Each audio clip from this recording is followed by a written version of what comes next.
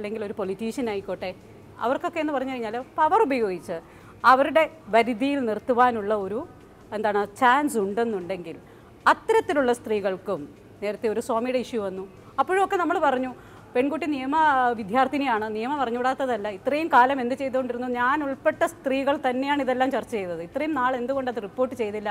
ഇനി റേപ്പിൻ്റെ പ്രൊട്ടക്ഷൻ കിട്ടുമോ ആ കുട്ടിക്ക്? ഇങ്ങനെയൊക്കെ പറഞ്ഞിരുന്നു. പക്ഷേ അതെന്തോ അതിൻ്റെ സത്യാവസ്ഥ എന്താണെന്നുള്ളത് മാറ്റി നിർത്തിക്കൊണ്ട് തന്നെ പറയട്ടെ, റേപ്പിന് ലിമിറ്റേഷൻ ഇല്ലാത്തത് കൊണ്ടും അത് സ്ത്രീകളുടെ മൊഴിയിൽ അടിസ്ഥാനപ്പെടുത്തി മാത്രമാണ് ഇത്രയും വർഷങ്ങൾക്ക് ശേഷം വരുമ്പോൾ ആയതുകൊണ്ടും തീർച്ചയായിട്ടും ഈ ക്രിമിനൽ ഇത് അമെൻഡ് ചെയ്തേ പറ്റൂ. ഇനിയും പൊളിച്ചെഴുതേണ്ടി വരും. എന്ന് വെച്ചാൽ ഈ വർമ്മ കമ്മീഷൻ നിർദ്ദേശത്തിൻ്റെ അടിസ്ഥാനത്തിൽ വന്ന ക്രിമിനൽ നിയമവ്യവസ്ഥയിലെ ഭേദഗതി ഇപ്പോൾ അതല്ല, അങ്ങനെയല്ല പറയുന്നത്. വർമ്മ കമ്മീഷൻ്റെ കീഴിൽ വന്നിട്ടുള്ള ക്രിമിനൽ അമെൻമെൻറ്റ് 2013 വന്നിട്ടുള്ള അമെൻമെൻറ്റ് ഇതൊന്നും അതല്ല ഞാൻ പറഞ്ഞു. അതിനൊന്നും പൊളിച്ചെഴുതുകയല്ല. അതിലിപ്പോൾ വന്നിരിക്കുന്ന എന്താണ്, വോയറിസത്തിൻ്റെ പണിഷ്മെൻ്റ് ഒക്കെ കുറയ്ക്കുകയാണ് ചെയ്തത്. ചിലതിൻ്റെയൊക്കെ സെക്ഷൽ ഹറാസ്മെൻറ്റിൻ്റെ പണിഷ്മെൻറ്റ് ഫ്രം 5 years എന്നുള്ളതിന് സെബാസ്റ്റ്യൻ സാർ എഗ്രി എന്ന് തോന്നുന്നു 3 years മാറ്റുകയാണ് ചെയ്യുന്നത്. മനസ്സിലായില്ലേ? അപ്പോൾ അങ്ങനത്തെ കാര്യമല്ല പറഞ്ഞത്. It should be amended to include ഇങ്ങനത്തെ ന്യൂ പ്രൊവിഷൻ വരിക. ആരെയാണ് ഇനി വിക്ടിമായിട്ട് ട്രീറ്റ് ചെയ്യുന്നത്? അതെ അതെ, വിക്ടിമായിട്ട് ട്രീറ്റ് ചെയ്യേണ്ടത് ആരെയാന്ന് പറഞ്ഞു കഴിഞ്ഞാൽ ഇപ്പോൾ തനിക്ക് നേരിട്ട ഇത്തരത്തിലുള്ള അനുഭവം പുറത്ത് പറയുവാൻ യാതൊരു കാരണവശാലും ഭയപ്പെടാണ്ടാത്ത ഒരു സ്ത്രീയാണെന്നുണ്ടെങ്കിൽ അവരെന്തുകൊണ്ട് ഇത്തരം അനുഭവം ഇത്രയും വർഷം ഒളിച്ചു വെച്ചു എന്നുള്ളത്. അത്തരം കേസുകൾ വരുമ്പോൾ തീർച്ചയായിട്ടും സ്ത്രീകളുടെ മൊഴിയോ അല്ലെങ്കിൽ അവരെ മാത്രം നിരത്തുന്ന തെളിവുകളോ അടിസ്ഥാനപ്പെടുത്തിയാകരുത്. അങ്ങനെ ഒരു അത് വിക്ടിമിൽ ഉൾപ്പെടുത്താമോ എന്നുള്ളതൊന്ന് കണക്കിലെടുക്കുക. മാത്രമല്ല ഇപ്പോൾ നേരത്തെ പറഞ്ഞ പോലെ മെൻ്റലി ചാലഞ്ച്ഡ് ആയിട്ടുള്ളതാണ്. എനിക്ക് തന്നെ ഒരു എക്സ്പീരിയൻസ് ഉള്ളത്, ഒരു 17-18 വയസ്സുള്ളൊരു കുട്ടി വന്നിട്ട് പറയുകയാണ്, കുറച്ച് മെൻ്റലി ഇറിറ്റാറ്റഡാണ്. അപ്പോൾ ആ കുട്ടി പറയുകയാണ്, എനിക്കിങ്ങനെ ആമ്പൽപ്പൂ കൊണ്ട് കെട്ടിയ മാല കഴുത്തിൽ ചാർത്തിയിട്ട് ഞാൻ നിന്നെ വിവാഹം ചെയ്തിരിക്കുന്നു എന്ന് പറയുകയാണ്. അപ്പോൾ ആ കുട്ടിക്ക് തിരിച്ചറിയാൻ സാധിക്കുന്നില്ല. ഇപ്പോൾ അവർ 17 ആയിക്കോട്ടെ 18 ആയിക്കോട്ടെ, മേ ബി ഷീസ് 30 or 40 എത്ര ആയിക്കോട്ടെ, പക്ഷെ അവർക്കത് മനസ്സിലാക്കാനുള്ള പ്രാപ്തിയില്ല. ഇതെന്താ ശരിക്കും എന്നെ പറ്റിക്കുകയാണോ, ശരിക്കും മനസ്സിലായില്ലേ?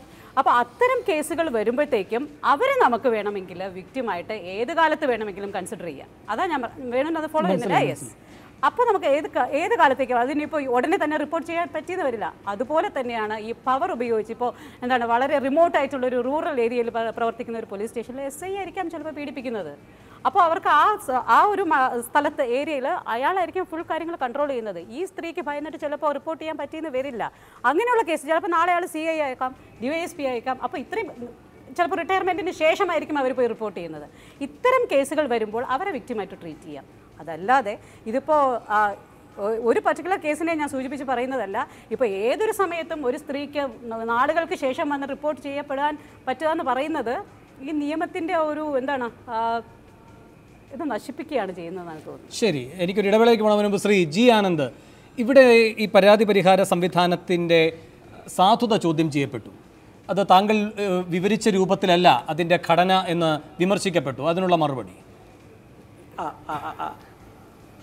അഡ്വക്കേറ്റ് മായ അത് ഉന്നയിച്ചത് നന്നായി. എന്ന് വെച്ചാൽ ഇതിൻ്റെ ഒരു ഇൻഡിപെൻഡൻ്റ് ആയിട്ട് പ്രവർത്തിക്കുന്നു ഞാൻ പറയാൻ കാരണം എന്താ വെച്ചാൽ, ഞങ്ങളുടെ ഈ ഇൻറ്റേർണൽ കംപ്ലയിൻസ് കമ്മിറ്റി ചെയർപേഴ്സൺ പുറത്തുള്ള ആളാണ്. ആക്ടിൽ പറഞ്ഞത് അങ്ങനെയാണെങ്കിലും ഞങ്ങൾ ഇവിടെ ഇതിൻ്റെ ഇൻഡിപെൻഡൻസ് മെയിൻറ്റെയിൻ ചെയ്യണം എന്നുള്ളത് കൊണ്ട് തന്നെ പുറത്തുള്ള ആളാണ് ചെയർപേഴ്സൺ. മുൻ ലോ കോളേജ് പ്രിൻസിപ്പാളാണ് അതിൻ്റെ ചെയർപേഴ്സൺ. മുൻ ലോ കോളേജ് പ്രിൻസിപ്പാളാണ് അതിന്റെ ചെയർപേഴ്സൺ. മറ്റ് 2 സ്ത്രീകളുണ്ട്. മെജോറിറ്റി 5 അംഗമുള്ള സമിതിയിൽ 3 പേര് വിമൻ. അല്ല സാർ, ഞാനൊരു പർട്ടിക്കുലർ ഇൻസ്റ്റിറ്റ്യൂഷനെ കുറിച്ചല്ല പറഞ്ഞത്, പൊതുവേ ഉള്ള തൊഴിലിടങ്ങളിലുള്ള പീഡനത്തിൻ്റെതായിട്ട് കൺസിഡർ ചെയ്യാൻ വെച്ചിരിക്കുന്ന കമ്മിറ്റിയുടെ കാര്യമാണ് ഞാൻ പറഞ്ഞത്. പക്ഷേ ഇവിടുത്തെ സംവിധാനത്തെ പറ്റി ആനന്ദ് സാർ ഒന്ന് പൂർത്തിയാക്കൂ. ശരി, ഓക്കെ. അല്ല, അപ്പോൾ അതുകൊണ്ട് ശരിക്ക് വനിതാ കമ്മീഷനൊക്കെ ആലോചിക്കേണ്ടത് ഇതുപോലെ ഇൻഡിപെൻഡൻ്റ് ആയിട്ട് പ്രവർത്തിക്കണമെങ്കിൽ പുറത്തുള്ള ആളെ ചെയർപേഴ്സൺ ആക്കണം. ആ ഒരു സംവിധാനം കൂടി അതിന് ഈ വക ചർച്ചകൾ ഉപയോഗപ്പെടും എന്നാണ് എനിക്ക് തോന്നുന്നത്. ശ്രീ ജി ആനന്ദ്, പക്ഷേ അങ്ങനെ ഒരു പുറത്തു നിന്നുള്ള ആളെ ചെയർപേഴ്സൺ ആക്കുന്നു. പക്ഷേ മായ പറയുന്ന കാര്യങ്ങൾ പിന്നെയും ബാക്കി നിൽക്കുകയാണ്. സ്ഥാപനത്തിൻ്റെ തന്നെ 2ഓളം പ്രതിനിധികളെ അതിൽ ഉൾപ്പെടുത്താം. അവർ വഴി സ്വാധീനിച്ചുകൂടാ എന്നെങ്ങനെയാണ് കരുതാൻ കഴിയുക എന്ന്? അല്ല, ഇതിൽ മെജോറിറ്റി വിമൻ ആണ് വേണ്ടത്, അതാണ് ആക്ടിലും പറയുന്നത്.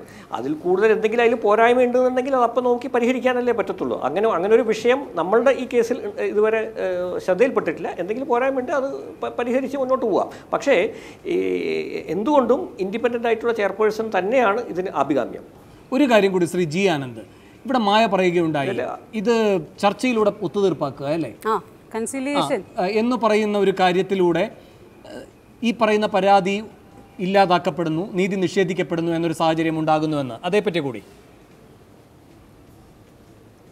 അല്ല, അതെന്ന് വെച്ചാൽ അത് ആക്ടിൽ സെക്ഷൻ 10 കൺസീലിയേഷൻ ശ്രമിക്കണം എന്ന് പറയുന്നുണ്ട്. പക്ഷേ ഒരു സീരിയസ് ഒഫൻസിനോട് അത് സാധിക്കുമെന്ന് എനിക്ക് തോന്നുന്നില്ല. അങ്ങനെ വ്യാഖ്യാനിക്കാൻ പറ്റില്ല. അത് ഐ എം സോറി, ഞാൻ may be you misunderstood me.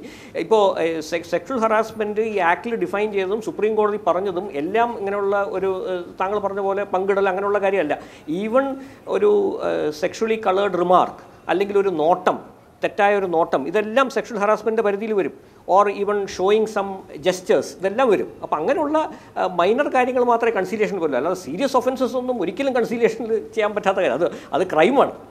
അതുകൊണ്ടാണ് പോലീസ് കേസ് രജിസ്റ്റർ ചെയ്തതും ഞങ്ങൾ നടപടിയെടുത്തു. ശരി, പക്ഷേ അങ്ങനെ ഒരു ക്രൈമിൻ്റെ സ്വഭാവമുള്ള എന്തെങ്കിലും കാര്യമാണ് ഈ പരിശോധനാ സമിതി കണ്ടെത്തുകയും മാനേജ്മെന്റിനെ അറിയിക്കുകയും ചെയ്യുന്നത് എങ്കിൽ മാനേജ്മെന്റ് തലത്തിൽ പിന്നെ എന്താണ്, അത് ആഭ്യന്തര നടപടിയിലേക്കാണോ പോവുക, അതോ പുറത്ത് നിയമ സംവിധാനത്തിലേക്ക് തന്നെ കൊണ്ടുപോകുമോ? അത്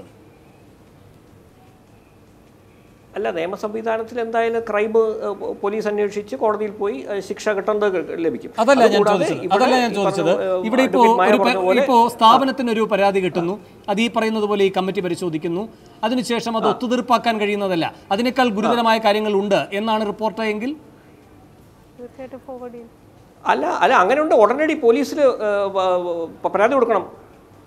കംപ്ലയിൻസ് കമ്മിറ്റി അത് പോലീസിൽ റെഫർ ചെയ്യണം എന്ന് തന്നെ ആക്ടിൽ പറയുന്നുണ്ട്. അതിൽ ഒരു കോംപ്രമൈസും ഇല്ല. ശരി, ഞാൻ ഒരു ഇടവേളയിലേക്ക് പോവുകയാണ്. ഇടവേളയ്ക്ക് ശേഷം തിരികെ എത്താം.